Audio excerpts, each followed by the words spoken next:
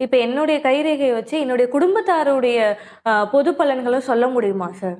அது வந்து இந்த நாடி ஜோதிடத்துல சாத்தியமா? கண்டிப்பா சாத்தியம் அது. ம். ஏன்னா வந்து ஒரு மனிதன் பார்க்கும்போது அவங்க குடும்ப சம்பந்தப்பட்ட அனைத்து உறவுகளும் கண்டிப்பா சொல்லுவாங்க. ம். அதாவது பெற்றவங்களை பத்தி சொல்லுவாங்க, கூட பிறந்தவங்களை பத்தி சொல்லுவாங்க, ம். அவங்களுடைய வாழ்க்கையில் பிறப்பு பத்தி எல்லா விஷயம் சொல்லியிருப்பாங்க. ஆனாலும் இந்த பிறப்புல நடக்க ஒவ்வொரு மனுஷருக்கும் தனிப்பட்ட ரேகைங்கிறது உண்டு. பொதுவாக உங்களுடைய வாழ்க்கையை நீங்க தெரிஞ்சுக்கணும்னா உங்களுடைய தனிப்பட்ட ரேகை வைத்து உங்களுடைய வாழ்க்கையை முழுவதும் நீங்க தெரிஞ்சுக்கொள்ளும் அது முழுமையான ஒரு விஷயம் பூர்த்தியாகும் அதில் உங்களுக்கு. இப்ப இந்த முன் ஜென்மத்துல நடந்த விஷயங்கள் எல்லாமே நம்மளால கண்டுபிடிக்க முடியுமா அந்த ஓலைச்சுவடிகள் மூலம்? கண்டிப்பா முடியும். ஏன்னா வந்து முன்பிறப்புல வந்து 13வது அத்தியாயம் ஒன்று இருக்கு.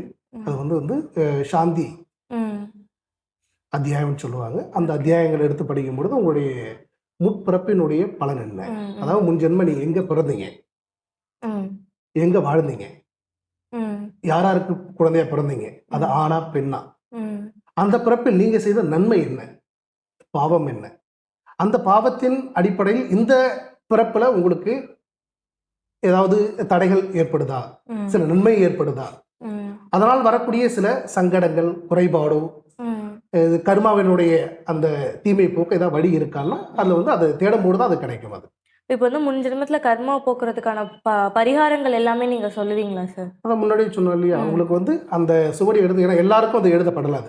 ஓகே. ஏன்னா பார்க்குற எல்லாருக்கும் இந்த ஓலைச்சுவடி கிடைக்காது. கிடைக்கிற எல்லாராலுமே இந்த பரிகாரத்தை பூர்த்தி பண்ண முடியாதுங்கிற ஒரு சூழ்நிலை ஒன்று இருக்கு.